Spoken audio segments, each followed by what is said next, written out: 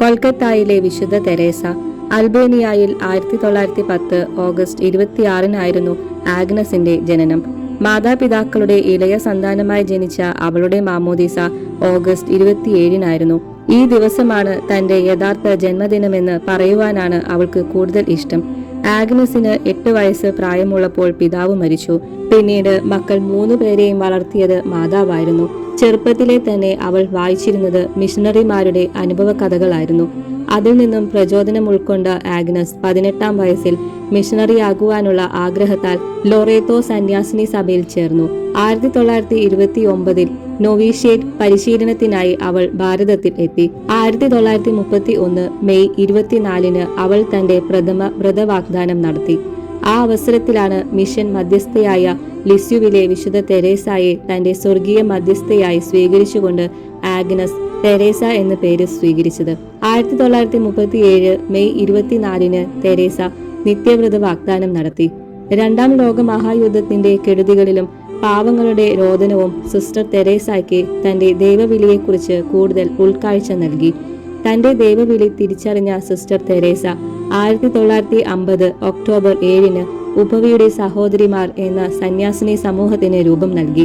എളിമയുടെയും ദാരിദ്ര്യത്തിന്റെയും പ്രതീകമായി നീലക്കരയുള്ള വെള്ള സാരി ഔദ്യോഗിക വസ്ത്രമായി സ്വീകരിച്ചു. 1963 ഉപവിയുടെ സഹോദരന്മാർ എന്ന പേരിൽ പുരുഷന്മാർക്കായും ഒരു സന്യാസ സമൂഹം രൂപീകരിച്ചു. സ്ത്രീകൾക്ക് പ്രവർത്തിക്കാൻ ബുദ്ധിമുട്ടുള്ള മേഖലകളിൽ പ്രവർത്തിക്കുന്നതിനു വേണ്ടിയായിരുന്നു ഇത്. പിന്നീട് ഈ 2 സന്യാസ സമൂഹങ്ങൾക്കും പുറമെ നാനാജാതി മതസ്ഥർ ചേർന്നുള്ള സേവാ സംഘത്തിനും തുടക്കം കുറിച്ചു. 1965 MC സഭയ്ക്ക് പൊന്തിഫിക്കൽ പദവി ലഭിച്ചു. തുടർന്ന് സഭയുടെ പ്രവർത്തനങ്ങൾ വിദേശ രാജ്യങ്ങളിലേക്കും വ്യാപിപ്പിച്ചു. പ്രാർത്ഥനയും പ്രവർത്തനവും കോർത്തിണക്കിയുള്ള ഒരു ശൈലിയാണ് മദർ തെരേസ അനുഷ്ഠിച്ചു പോന്നിരുന്നത്. തന്റെ പ്രവർത്തനത്തിനാവശ്യമായ ശക്തി അവൾ സമ്പാദിച്ചിരുന്നത് വിശുദ്ധ ബലിയിൽ നിന്നും താൻ അനുഷ്ഠിച്ചിരുന്ന ഭക്താനുഷ്ഠാനങ്ങളിൽ നിന്നുമായിരുന്നു.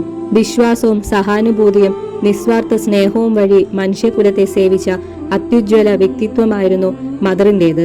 മദറിന്റെ പ്രവർത്തനങ്ങളെ മാനിച്ചുകൊണ്ട് 1962 പത്മശ്രീ അവാർഡും 1980 ഭാരതരത്ന അവാർഡും നൽകി ഭാരത സർക്കാർ മദർ തെരേസയെ ആദരിച്ചു. 1979 സമാധാനത്തിനുള്ള നോബൽ സമ്മാനം നൽകി ലോകം മദറിനെ ബഹുമാനിച്ചു. എല്ലാം ദൈവമഹത്വത്തിനായി ചെയ്ത ആ പുണ്യാത്മാവ് 1997 സെപ്റ്റംബർ 5-ാം തീയതി ഇഹലോകവാസം വെടിഞ്ഞു. ജീവിച്ചിരുന്നപ്പോൾ തന്നെ വിശുദ്ധ എന്ന് വിളിക്കപ്പെട്ടിരുന്ന മദർ തെരേസായുടെ നാമകരണ നടപടികളും പെട്ടെന്നായിരുന്നു. 2003 ഒക്ടോബർ 10-ാം തീയതി ജോൺ പോൾ 2-ാമൻ മാർപ്പാപ്പ അവളെ വാഴ്ത്തപ്പെട്ടവരുടെ ഗണത്തിലേക്ക് ഉയർത്തി. 2016 സെപ്റ്റംബർ 4-ന് ഫ്രാൻസിസ് മാർപ്പാപ്പ റോമിൽ വെച്ച് കൊൽക്കത്തായിലെ മദർ തെരേസയെ വിശുദ്ധയായി പ്രഖ്യാപിച്ചു.